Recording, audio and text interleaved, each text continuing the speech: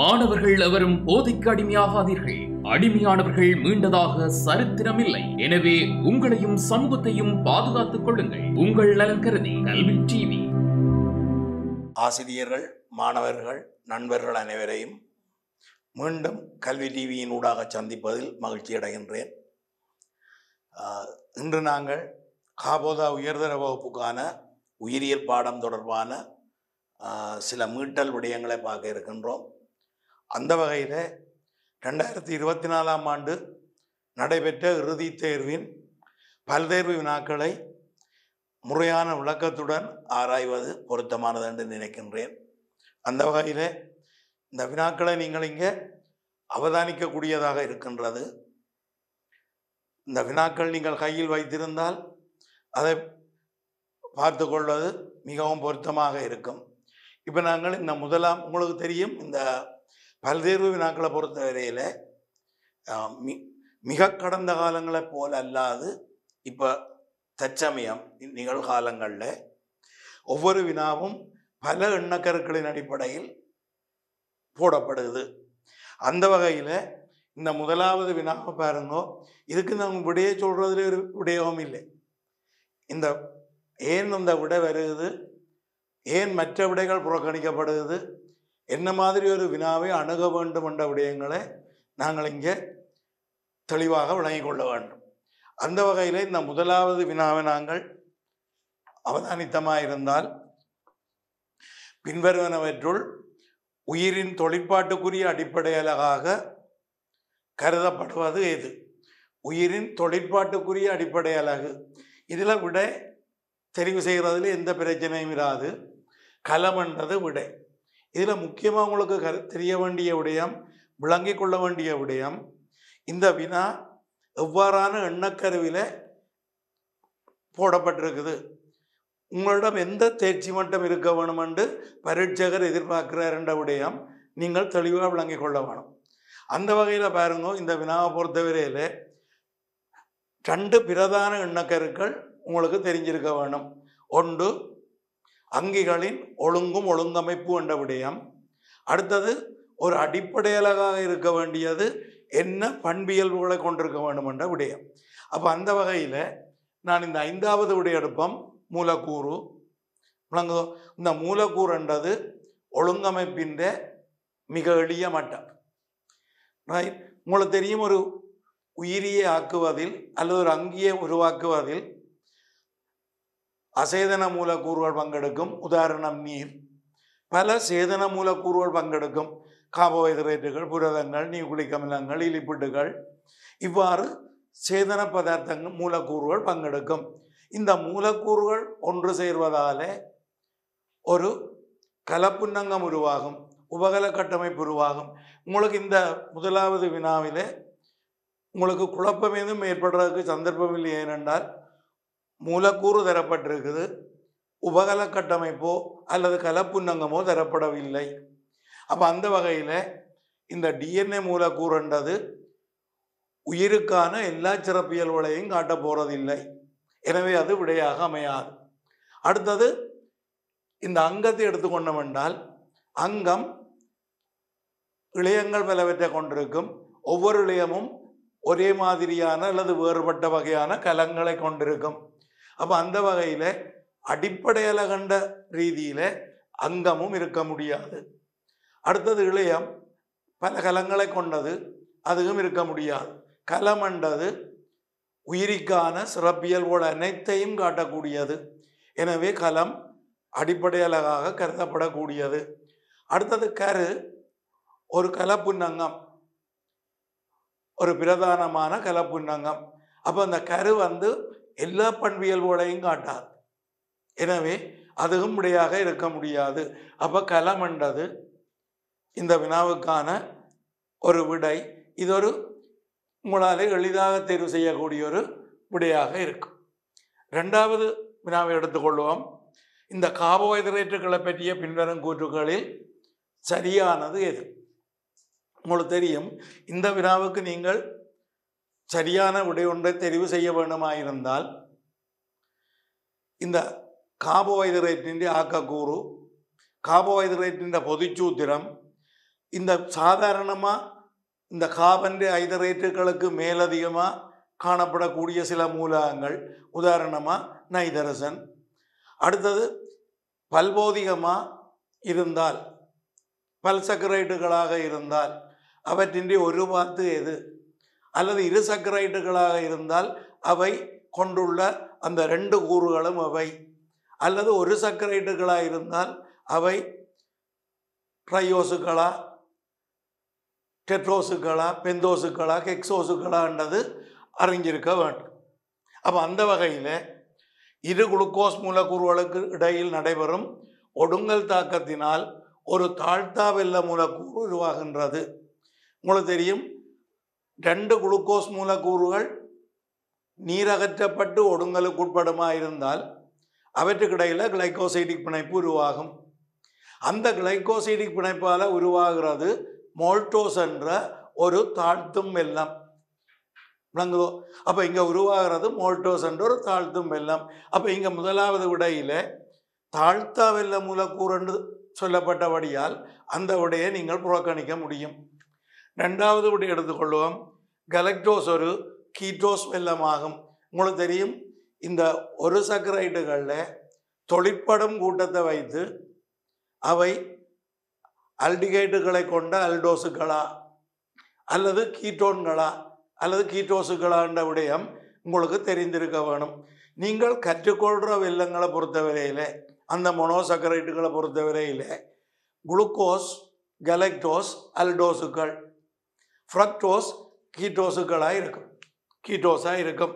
அப்போ அந்த வகையில் கலக்டோஸ் ஒரு கீட்டோஸ் வெள்ளம் என்றது பிழை.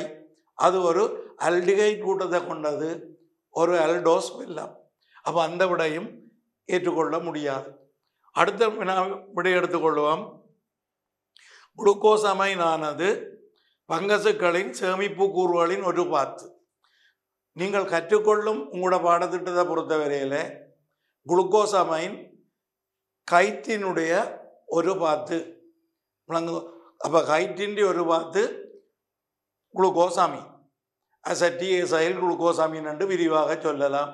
அப்போ இந்த குளுக்கோஸ் அமைன் உருவாக்குறது கைட்டின். கைட்டின் ஒரு கட்டமைப்பு சேர்வை. கைட்டின் என்றது ஒரு கட்டமைப்புக்குரிய சேர்வை.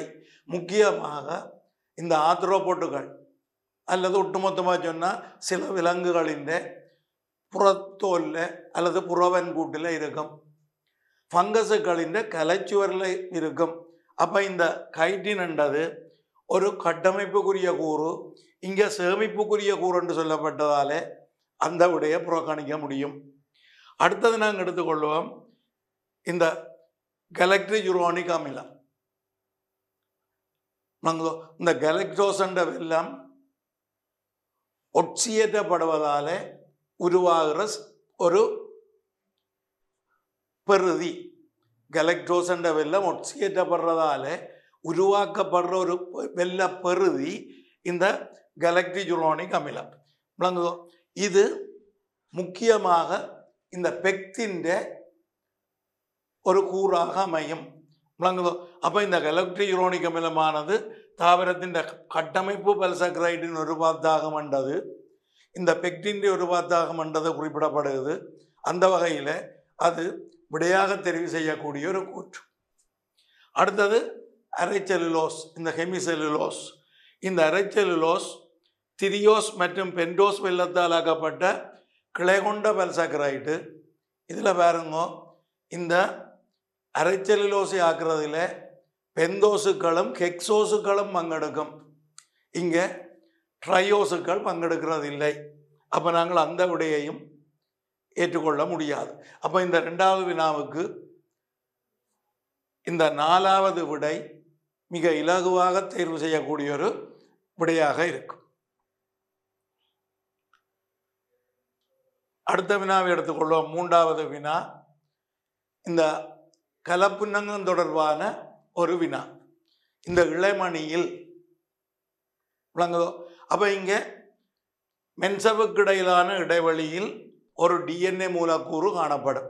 உங்களுக்கு தெரிய வேணும், இந்த இளமணி மற்றும் பச்சை உருவம் என்பவற்றை பொறுத்தவரையில் இவற்றின் தாயம் பச்சை உருவம் என்று சொன்னால் அதிൻ്റെ தாயம் பஞ்சனை.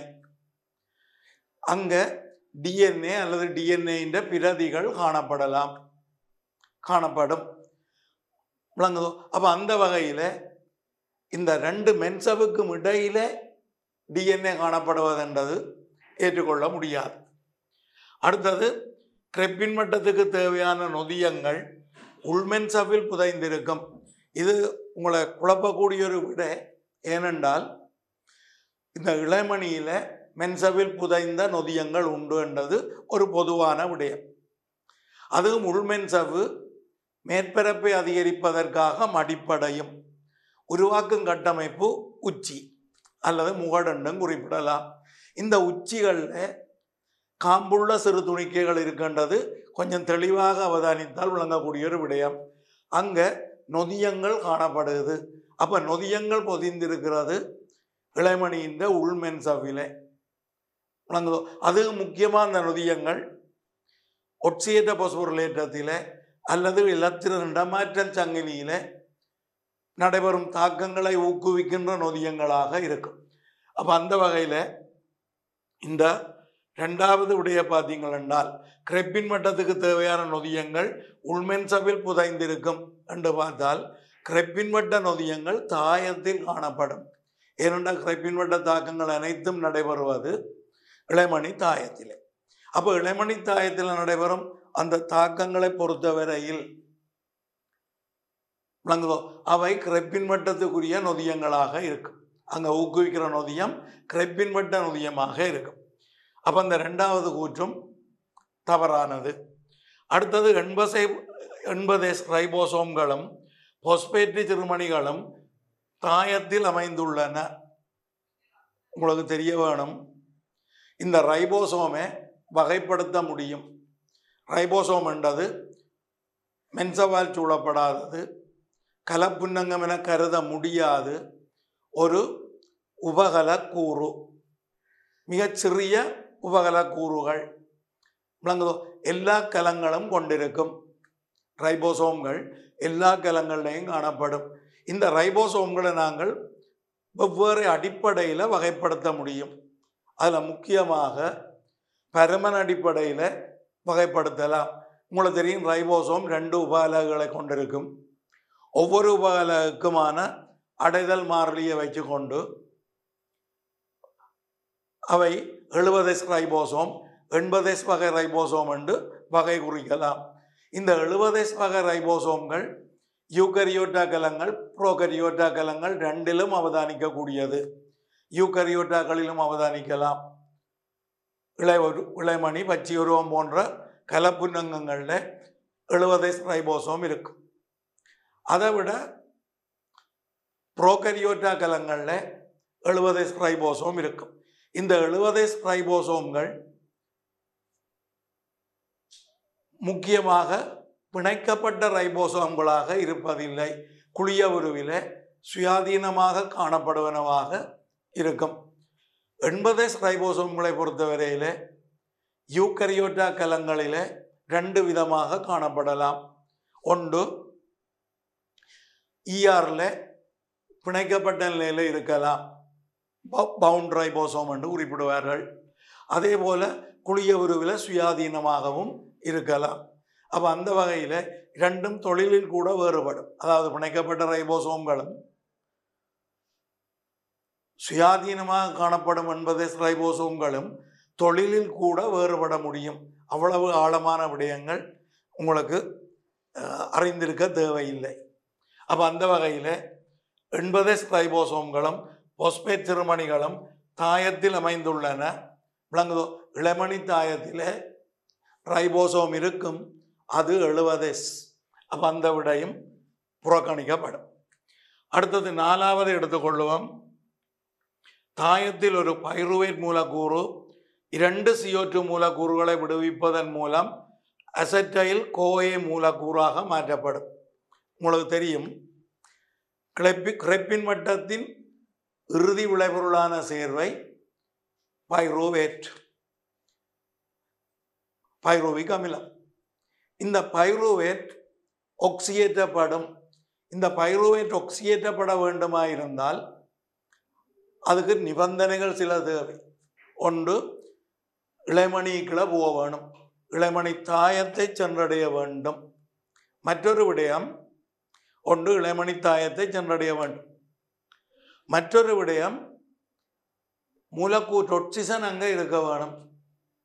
அப்போ இந்த ரெண்டு நிபந்தனையும் இருந்தால் சைட்டோசோலில் உருவாக்கப்பட்ட பைருவேட் இளைமணி தாயத்தை சென்றடைந்து அங்கே பைருவேட்டின் ஒக்சியேற்றம் எனப்படும் இணைப்பு தாக்கம் நிகழும்.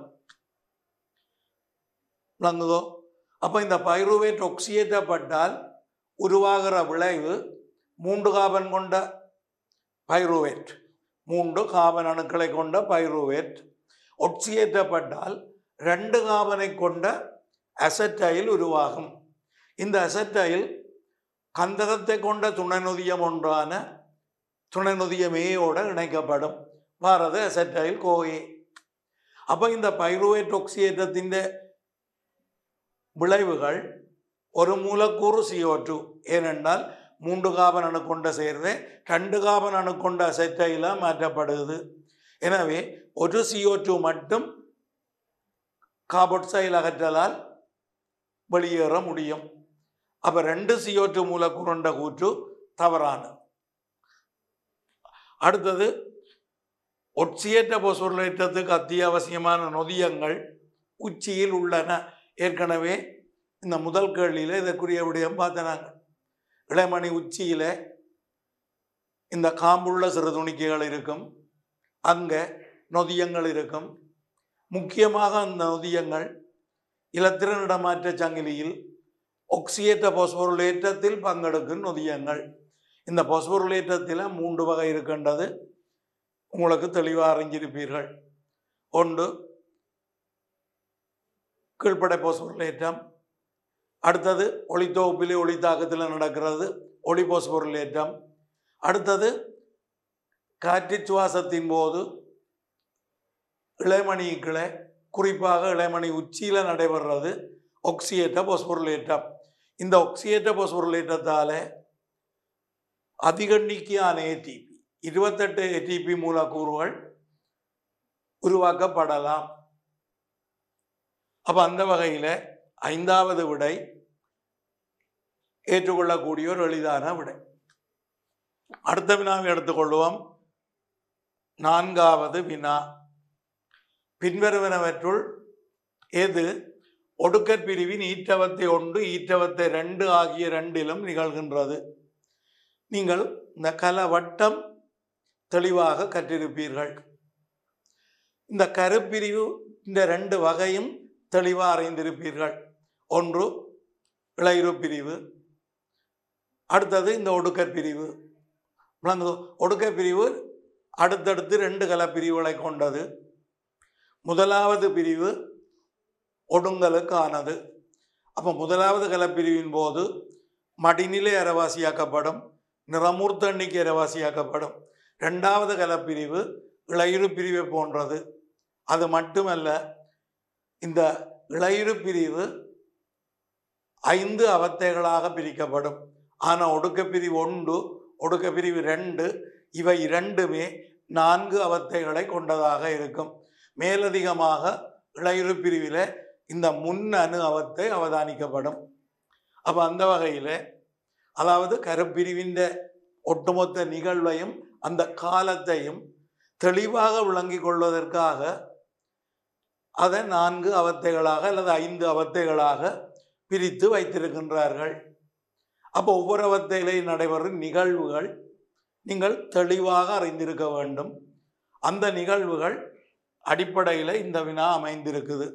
அதில் முக்கியமாக ஈற்றவத்தை 1 ஈற்றவத்தை 2 ஒடுக்கற் பிரிவினுடையது.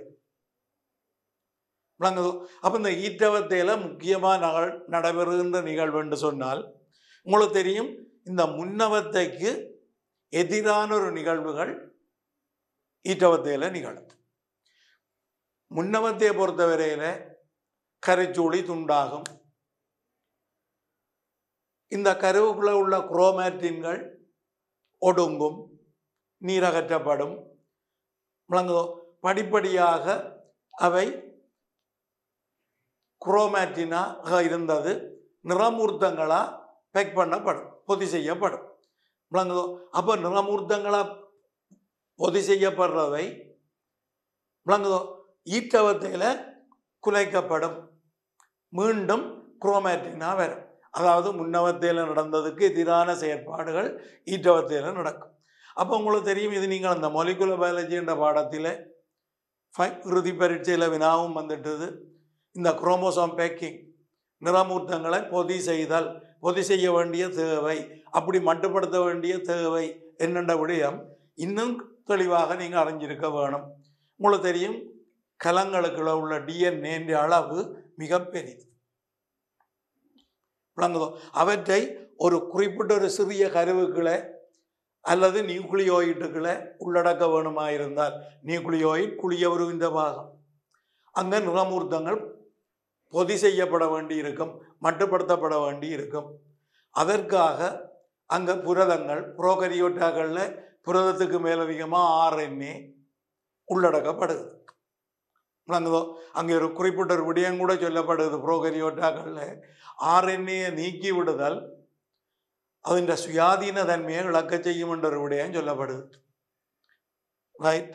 அப்போ அந்த வகையில் இப்போ ஒடுக்கப்பிரிவின் ஈற்றவத்தை என்றது எடுத்தீங்களா இருந்தால் மீண்டும் கருச்சூழி தோன்றும், புன்கரு தோன்றும், இந்த நிறமூர்த்தங்கள் தளர்வடையும், மீண்டும் குரோமேட்டின் வரும்.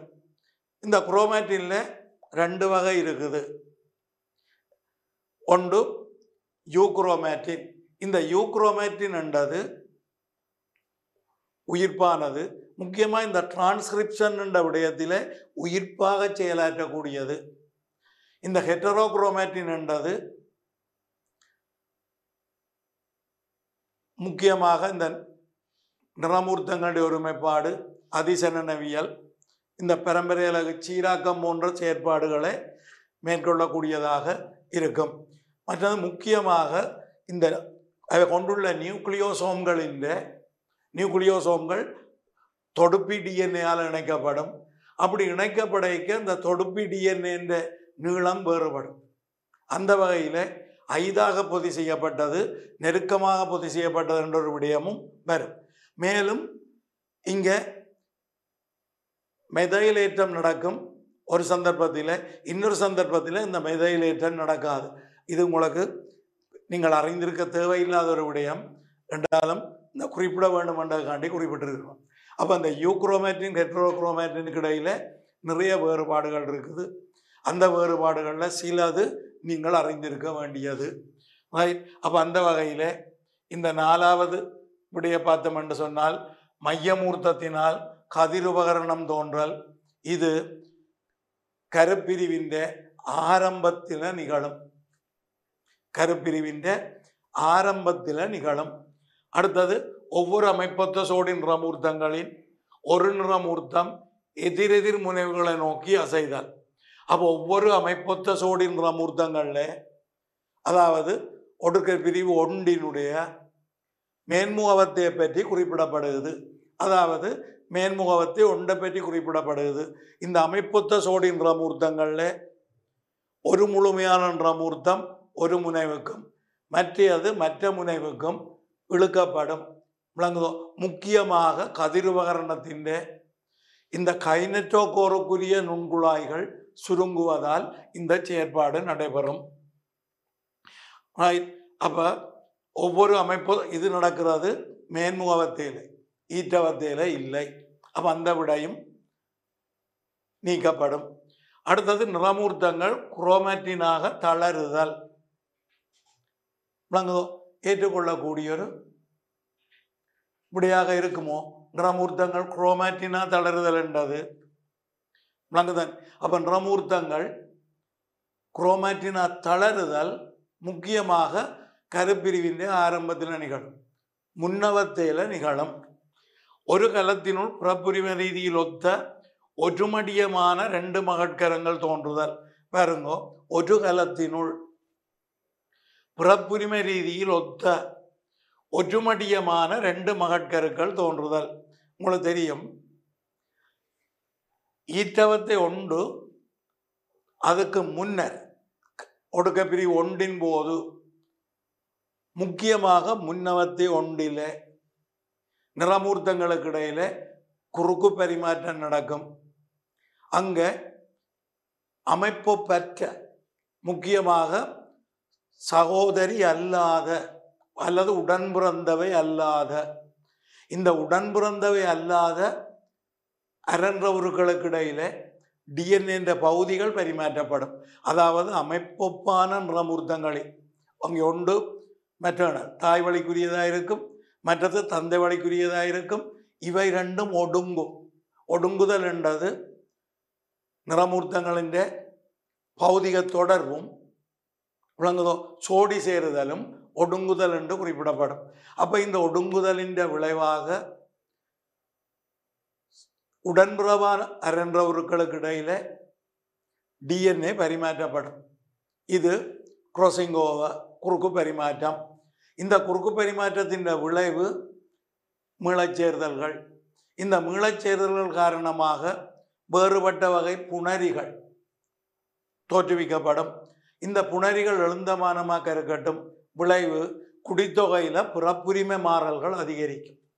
அப்போ குடித்தொகையில் பிறப்புரிமை மாறல்கள் அதிகரிப்பதன் விளைவு குறிப்பிட்ட குடித்தொகையின் குறிப்பிட்ட ஒரு பரம்பரையிலகுத்தானத்துக்குரிய அதிர்வெண் மாறும். இது கவனமாக நீங்கள் விளங்கிக் கொள்ள வேணும். குடித்தொகையின் குறிப்பிட்ட ஒரு பரம்பரையிலகுத்தானத்தின் அதிர்வெண் மாற்றமடையும் விளைவு கூர்ப்பு விளங்குதோ. இதை ஹார்டி வெயின்பர்க் என்ற இருவர் தெளிவாக ஆராய்ந்திருக்கின்றார்கள். ஒரு குறிப்பிட்ட ஒரு பரம்பரையிலகுத்தானத்தின் அதிர்வெண் சந்ததிகள் தோறும் மாற்றமடையுமாயிருந்தால் சமநிலை ஒன்று இராது விளங்குதோ. அப்போ அந்த வகையில் அந்த ஒத்த ஒரு மடியமான ரெண்டு மகட்கருக்கள் தோன்றும் என்றது விளங்குதோ பிறப்புரிமை ரீதியில் ஒத்ததாக இருக்க முடியாது. அடுத்தது கதிரின் நுண்குழாய்கள் குறுகுதல் விளங்குதோ. இந்த கதிரின் நுண்குழாய்கள் குறுகுறதுன்ற விடயம் மேன்முகத்தில் நடைபெறும் விடயம் விளங்குதோ. இந்த முக்கியமாக இந்த கைனட்டோகோருக்குரிய நுண்குழாய்கள் குறுகும் விளைவு ஒடுக்க பிரிவு ஒன்றாயிருந்தால் அதாவது மேன்முகத்தை ஒன்றாக இருந்தால் ஒரு முழுமையான தொகுதி நிறமூர்த்தம் வேறாகும். அரன்ற உருக்களாக வேறாக மாட்டுது. ஒடுக்க பிரிவு ரெண்டாயிருந்தால் மேன்முகத்தை ரெண்டில் மையப்பாத்தில் உடைஞ்சு அரன்ற உருக்கள் வேறாக முடியும். அப்போ அந்த வகையில் நாங்கள் ஏற்றுக்கொள்ளக்கூடிய விடை என்றது நாங்கள் ஏற்கனவே அவதானித்து கொண்ட விடை விளங்குதான் ரைட். பின்வற்றுள் எது ஒடுக்க பிரிவின் ஈற்றவத்தை ஒன்று ஈற்றவத்தை ரெண்டில் நிகழ்கின்றது? நிறமூர்த்தங்கள் குரோமேட்டினாக தளரும். விளங்குதான் முன்னவத்தையிலே ஒடுங்கும், ஈற்றவத்தையில் தளர்ந்து மீண்டும் குரோமேட்டினாக. அப்போ விடை மூன்றாவது. பச்சை உருமணிகளுக்கு மேலதிகமாக ஒளிச்சுவாசத்தை ஊக்குவிக்கும் நொதியங்கள் காணப்படுவது. உங்களுக்கு தெரியும் இந்த C3 தாவரங்கள் ஒளித்தொகுப்பு முக்கியமாக இந்த கல்வின் வட்டம் அங்கே பங்கெடுக்கிற CO2 வாங்கி அந்த CO2 வாங்கியின் இதோட தாக்கமடையக்கூடிய கீழ்ப்படை. அப்போ CO2 வாங்கி RUBP விளங்குதோ. இந்த RUBPயோட தாக்கமடையக்கூடிய கீழ்ப்படைகள் ஒன்று கார்பன் டை ஆக்சைடாக இருக்கும், அடுத்தது ஆக்சிஜனாக இருக்கும் விளங்குதோ. இந்த தாக்கத்தை ஊக்குவிக்கக்கூடிய நொதியம் ருபிஸ்கோ, RUBP கார்பாக்சிலேஸ் ஒட்சிசனேஸ். அப்போ இந்த நொதியம் ரெண்டு வகை தாக்கங்களை ஊக்குவிக்கும் விளங்குதோ. எனவே இந்த ருபிஸ்கோவுக்கான கீழ்ப்படைகள் இரண்டு. இந்த ருபிஸ்கோவுக்கான கீழ்ப்படைகள் ஒன்று ஒட்சிசனாக இருக்கலாம், மற்றது CO2 இருக்கலாம். அதாவது RUBPயோட தாக்கமடைகின்ற கீழ்ப்படை. அந்த வகையில் நாங்கள் கருதப்படும் தாக்கம் நாங்கள் கார்பாக்சிலேற்றல் தாக்கத்தை கருதினமாக இருந்தால் கீழ்ப்படை CO2 நிரோதி ஒட்சிசன். ஒட்சிசனேஸ் தாக்கத்தை கருதினமாக இருந்தால் கீழ்ப்படை ஒட்சிசன் நிரோதி CO2 விளங்குதோ. அப்போ அந்த வகையில் இந்த C3 ஒளித்தொகுப்பின் போது இந்த ஒட்சிசன் பங்களிப்பு ஒளிச்சுவாசத்துக்கு இட்டு செல்லுது. இந்த ஒளிச்சுவாசத்துக்கான நுழைவாயில்களை ஏற்படுத்துறதில் பல காரணிகள் பங்கெடுக்கும்.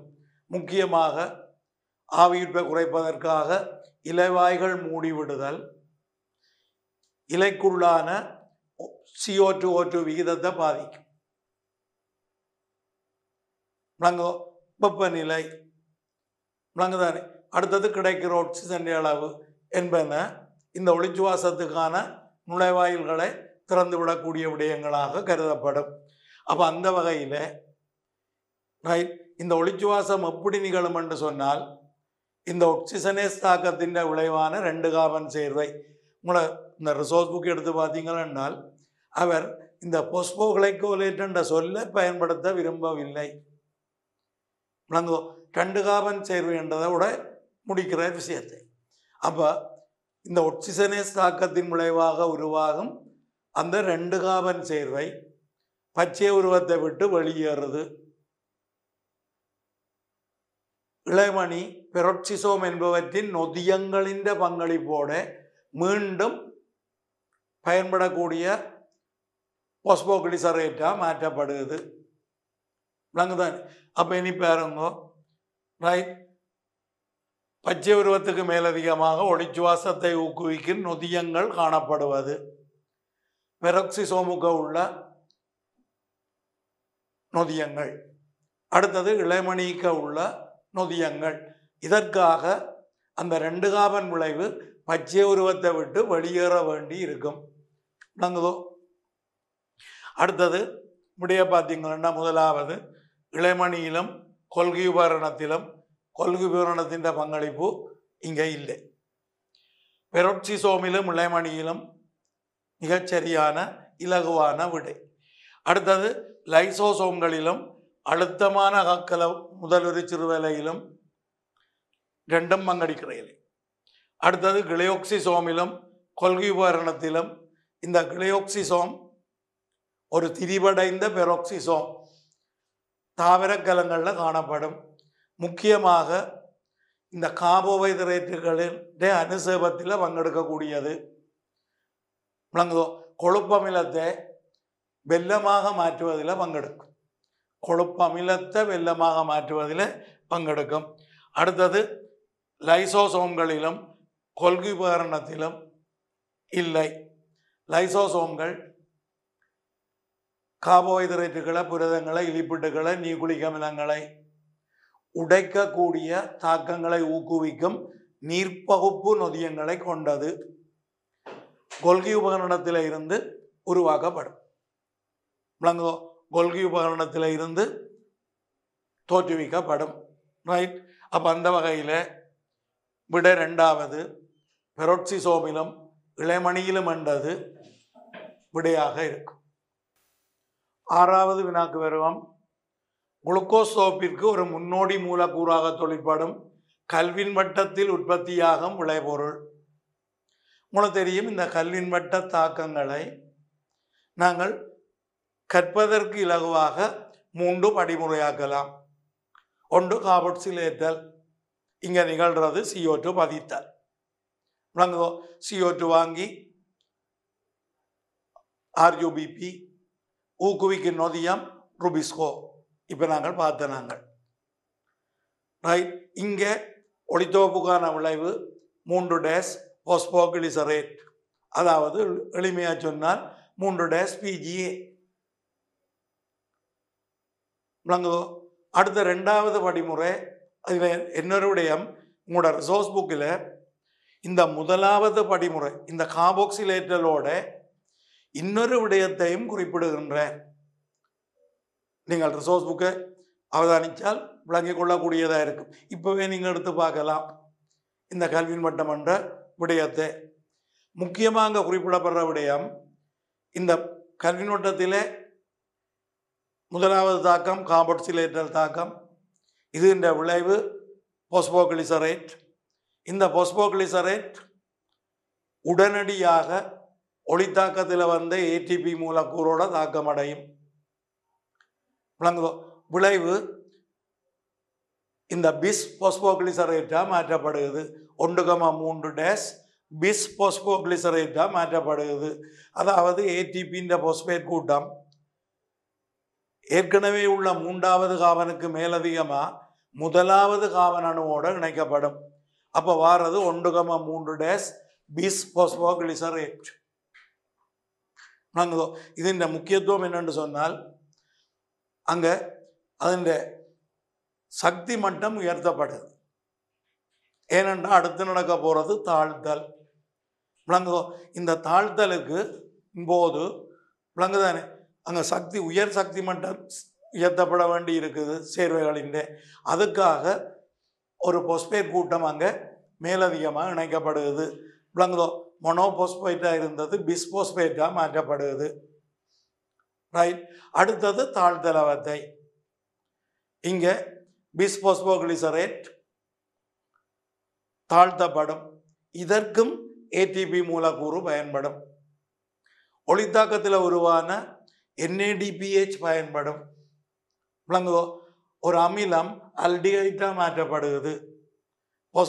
விளங்குதோ? பிஸ்பாஸ்போகிளிசரேட் G3P-ஆக மாற்றப்படுது. கிளிசரால்டிஹைட் 3-பாஸ்பேட்டாக மாற்றப்படுது. விளங்குதோ? அதாவது அமிலம் அல்டிஹைட்டாக தாழ்த்தப்படுகிறது. விளங்குதோ? அப்போ இந்த தாழ்த்தலுக்கு சக்தி தேவை, தாழ்த்தும் கருவி தேவை. அப்போ சக்தியை வழங்கும் கூறு ஏடிபி, தாழ்த்தும் வலு NADPH. அப்போ தாழ்த்தும் கருவி அங்கே ஒட்சியேற்றப்படும். NADPH NADP+ஆக மாற்றப்படும். விளங்குதோ? ரைட். அதே நேரத்தில் உங்களுக்கு தெரியும் ஒரு கல்வின் வட்டத்தின் விளைவு ஒரு காபன் அணு. ஒரு கல்வின் வட்டத்தின் விளைவு தெரிய விளைவு ஒரு காபன் அணு. இங்கே G3P 3 காபன் அணுக்களை கொண்டது. G3P 3 காபன் அணுக்களை கொண்டது. எனவே கல்வின் வட்டம் 3 தடவை நடைபெற்றால்தான் இந்த குளுக்கோஸ் சோப்புக்கான முன்னோடியான G3P-யை உருவாக்க முடியும். ரைட். அப்போ விடை 3வது கிளிசரால்டிஹைட் 3-பாஸ்பேட் G3P. அடுத்தது கிளைகோபோப்பில் ஒரு குளுக்கோஸ் மூலக்கூறிலிருந்து உண்டாகும் மொத்த ஏடிபி மற்றும் NADH. நாங்கள் வழக்கமாக தேறிய லாபத்தை இறுக்கி பிடிச்சு வச்சிருப்போம். அது கூட மனதில் ஆழமாக பதிஞ்சிருக்கும். 2 ATP 2 ATP என்று மன்னனம் செய்திருப்பீங்கள். விளங்குதோ? ரைட். முக்கியமாக அந்த எண்ணக்கரு அடிப்படையில் போடப்பட்ட வினா தான் இந்த வினா. உங்களுக்கு தெரியும் இந்த கிளைகோபோப்பு சைட்டோசோலில் நடக்கும். இதில் ஒட்சிஜன் பங்களிப்பு இல்லை. இங்கே நடக்கிறது ஒட்சியேற்றம். கிளைகோஸ் என்றா குளுக்கோஸ் பைரோவேட்டாக மாற்றப்படுகிறது. குளுக்கோஸ் என்றது ஏற்கனவே குறிப்பிட்டதான் ஆல்டிஹைட். பைரோவேட் என்றது அமிலம். அப்போ ஒரு 6 காபன் ஆல்டிஹைட் 2 3 காபன் அமிலங்களாக மாற்றப்படுகிறது. இந்த கான்செப்டை விளங்கி கொண்டால் நீங்கள் விளவிட மாட்டீங்க. இங்கே மரணம் செய்கிறதுக்குரிய விடம் எதுவும் இல்லை. விளங்குதோ? 6 காபன் அணுக்களை கொண்ட குளுக்கோஸ் என்ற ஆல்டிஹைட் 2 3 காபன் அணுக்களை கொண்ட பைருவேட் என்ற அமிலமாக மாற்றப்படுகிறது. ஆல்டிஹைட் அமிலமாக மாற்றப்படுவது ஒட்சியேற்றம். ஆனால் இங்கே ஒட்சிசன் பங்கு கொள்வதில்லை. விளங்குதோ? அப்போ இந்த ஒட்சியேற்றத்தின் விளைவு ஒட்சியேற்றும் கருவியான NAD+ NADH தாழ்த்தப்படும். 2 பைருவேட் மூலக்கூறுகள் இறுதி விளைவாக உருவாகும்.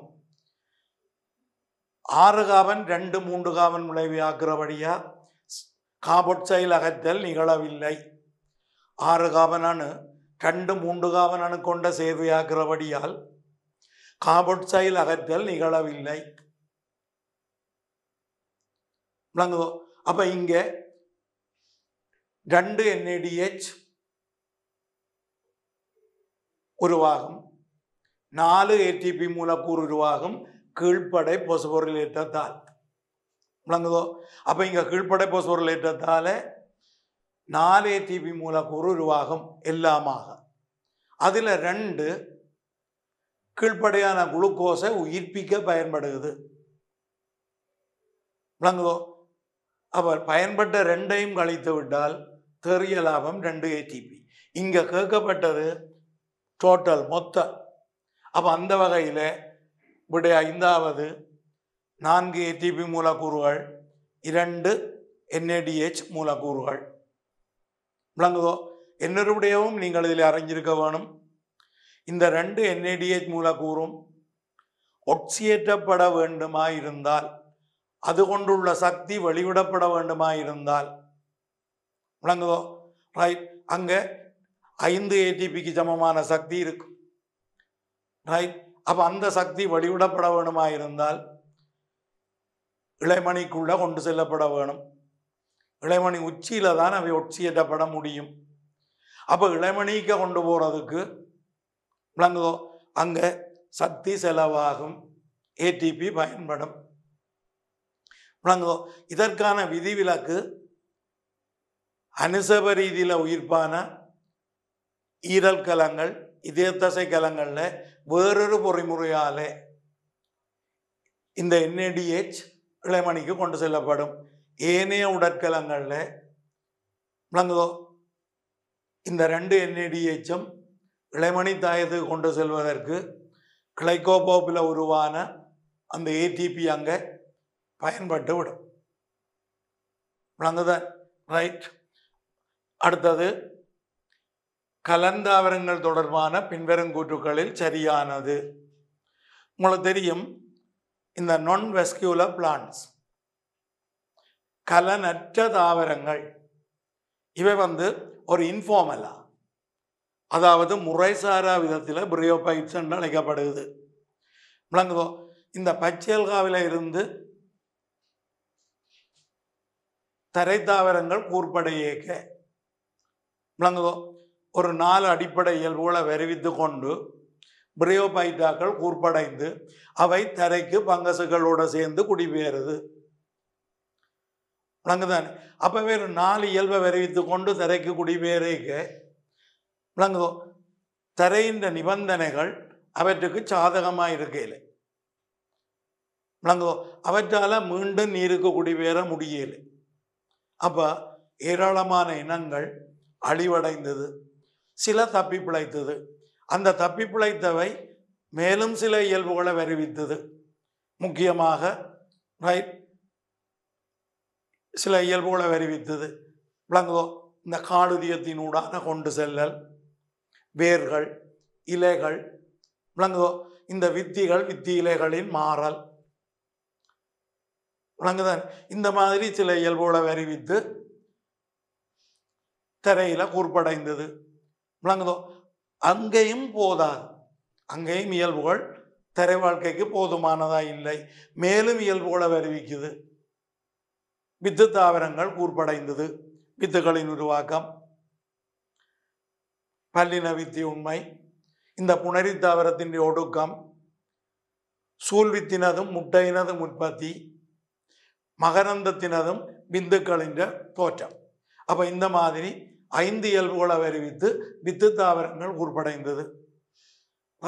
அடுத்த கூர்ப்பாக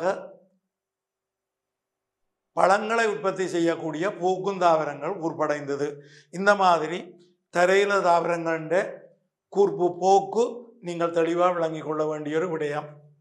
அந்த வகையில் இந்த கலனற்ற தாவரங்கள்ல இருந்து, அதாவது முறைசாரா விதத்தில் பிரையோபைட்டா என அழைக்கப்பட்ட தாவர கூட்டத்தில் இருந்து கலந்தாவரங்கள் கூர்ப்படைந்தது.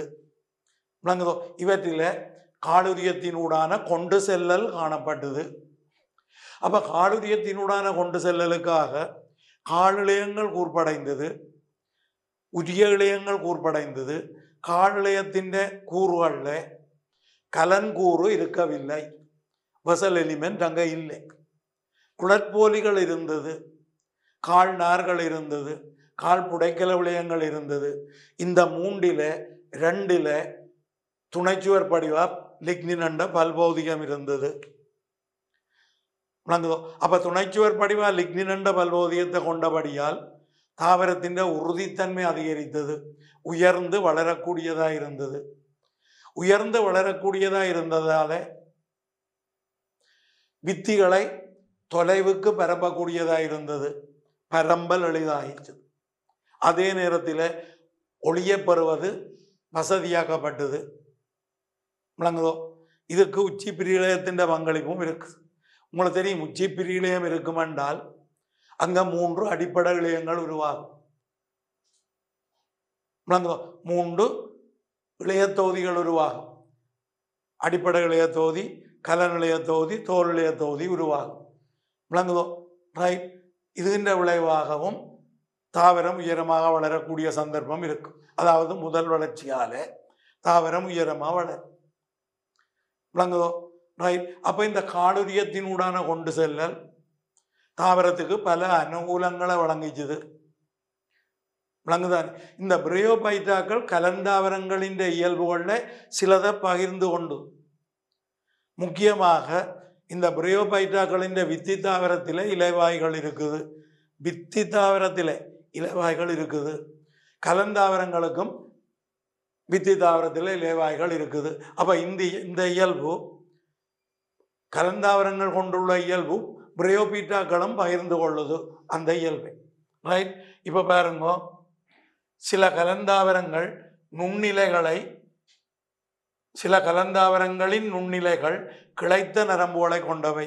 உங்களுக்கு தெரியும், கலந்தாவரங்கள் கூர்ப்படைந்தது. இந்த கலந்தாவரங்கள கூர்ப்பு எவ்வாறு விளங்கி கொள்ளப்பட்டது விஞ்ஞானிகளால் எவ்வாறு விளங்கி கொள்ளப்பட்டது என்ற விடயத்தை நாங்கள் பார்த்தமாயிருந்தால் விளங்குதோ? இந்த சில கலந்தாவரங்கள உயிர்ச்சுவாடுகள் கிடைத்தது.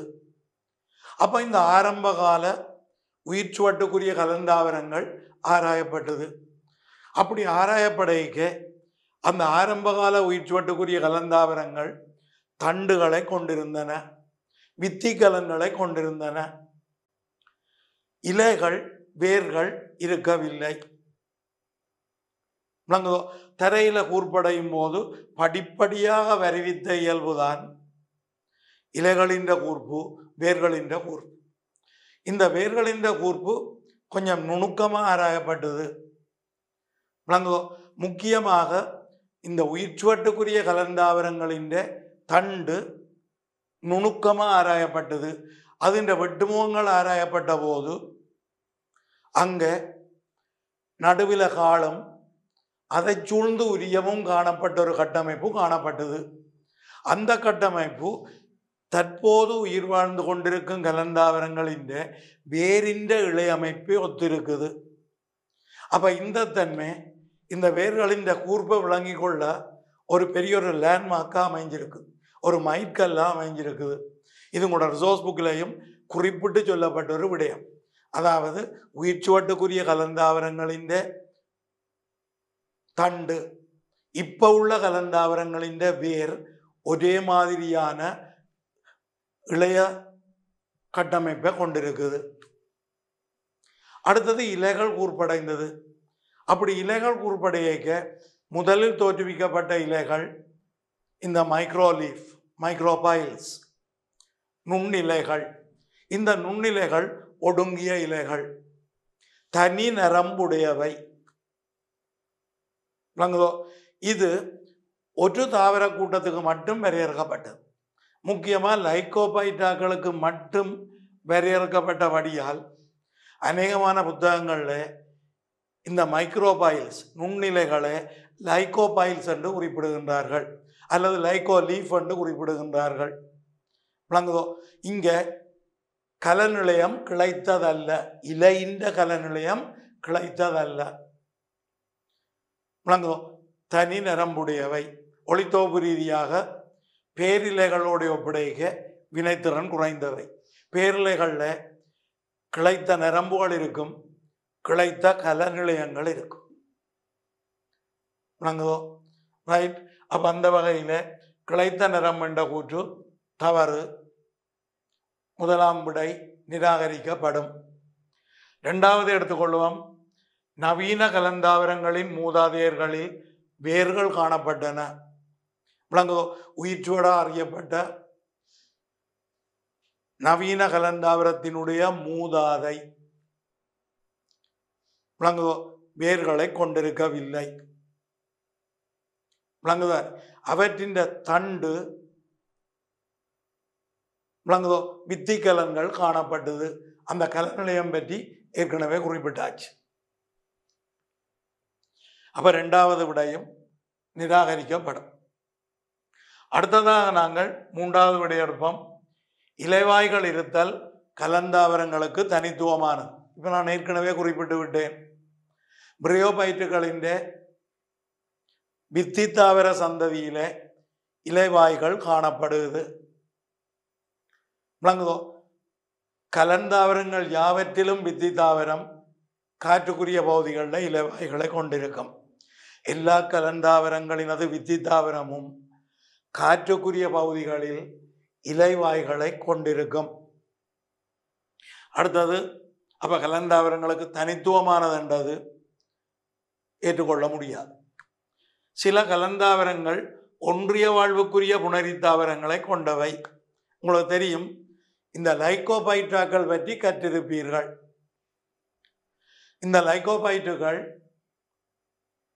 தரை வாழ்க்கைக்குரியவை, சிறிய பூண்டு தாவரம் போன்றவை, ஓடி வகைக்குரியவை. விளங்குதோ? தண்டு நிலத்துடன் தழுவி வளரும் தண்டு, நிமிர்ந்த தண்டு ரெண்டும் இருக்கும். இந்த ரெண்டிலையும் இந்த தண்டிலே இலைகள் காணப்படும். பல்லில இலை உண்மைக்குரிய இலைகள், ஒளித்தோப்புக்குரிய இலைகளில் சற்று பெரிய இலைகளும் சற்று சிறிய இலைகளும் இருக்கும். இவை ஆல்டர்னேட்டிவ், ஒன்று விட்டு ஒன்று அடுக்கப்பட்டிருக்கும். விளங்குதோ? முக்கியமாக தண்டு நிலத்தோடு படிந்திருந்தால் முதுகு வயிற்றுப்புற வேறுபாடு இருக்கும். தண்டின் நுனியில வித்தி இலைகள் நெருக்கமாக அடுக்கப்படும். வித்தி இலைகளின் மாறல் இங்கே காணப்படும். விளங்குதோ? அந்த வித்தி இலைகள்ல மேற்புறத்தில தனித்தனியா வித்திகலங்கள் உருவாகும். வித்தி இலைகளின் மேற்புறத்தில தனித்தனியாக வித்திகலங்கள் உருவாகும். அங்க வித்திகள் உருவாக்கப்படும். முக்கியமாக செலாஜினெல்லா போன்ற காம்பிலி பாசிகள் பல்லின வித்தி உண்மைக்குரியவை. லைகோபோடியம் போன்ற குண்டாந்தடி உருப்பாசிகள் ஓரின வித்தி உண்மைக்குரியவை. விளங்குதோ? இவற்றில புணரித்தாவர சந்ததி வித்தி தாவரத்தில் தங்கி வாழும் என்றாலும் வித்திகலனை விட்டு சூழலுக்கு வெளியேற்றப்படும். அப்படி சூழலுக்கு வெளியேற்றப்பட்டாலும் வித்தி தாவரத்தில் இருந்து பெறப்பட்ட உணவில தங்கி இருக்கும். இந்த புணரித்தாவரம் ரெண்டு விதமாக வாழலாம். ஒன்று தரைக்கு மேல் காணப்படலாம், அல்லது மண்ணுக்குள்ள இருக்கலாம். அப்படி மண்ணுக்குள்ள இருந்தால் ஒளித்தோப்பு செய்ய முடியாது. பங்கசுகளால போஷிக்கப்படும். இந்த பங்கசுகள் அவற்றுடன் ஒன்றிய வாழ்வுக்குரிய பங்கசுகள். விளங்குதானே? காற்றில காணப்படுமாயிருந்தால் புணரித்தாவரம், அதாவது தரைக்கு மேலே இருக்குமென்றால் ஒளித்தோப்பு செய். விளங்குதோ? அப்ப சில கலந்தாவரங்கள் ஒன்றிய வாழ்வுக்குரிய புணரித்தாவரங்களை கொண்டவை. சரி, இது லைகோபைட்டா மட்டும் சொல்லல. சில கலந்தாவரங்கள் விளங்குதான் ஒன்றிய வாழ்வுக்குரிய புணரித்தாவரங்களை கொண்டவை. இப்ப நான் ஒரு உதாரணத்தை குறிப்பிட்டதான் சரியான வழி. லைகோபைட்டாவின் புணரித்தாவரம் ஒன்றிய வாழ்வுக்குரியது, ஒளித்தோப்பு செய்யும். விளங்குதோ? தரைக்கு மேலே இருந்தால். அடுத்தது, கலந்தாவரங்களில் சவுக்குமுளை கொண்ட விந்துக்கள் இருப்பதில்லை. விளங்குதோ? இருக்குது. விளங்குதான். அநேக கலந்தாவரங்கள் சவுக்குமுளை கொண்ட விந்துக்களை உடையவை. விளங்குதோ? முக்கியமாக வித்து மூடி இலிகளில் சைக்கஸ் தவிர்ந்த ஏனையவை சவுக்குமுளையற்றவை. பூக்குந்தாவரங்கள் சவுக்குமுளையற்றவை. ரைட், நல்லது பிள்ளைகள். அப்போ இந்த வினாவுக்கு விடை 4வது. மீண்டும் அடுத்த வகுப்பில் உங்களை சந்திக்கும் வரை நன்றி, வணக்கம். கல்வி டிவியில் புத்தம்புது நிகழ்ச்சிகளை உடனுக்குடன் பார்த்து மகிழ எமது ஃபேஸ்புக் மற்றும் யூடியூப் பக்கத்தை லைக் செய்யுங்கள்.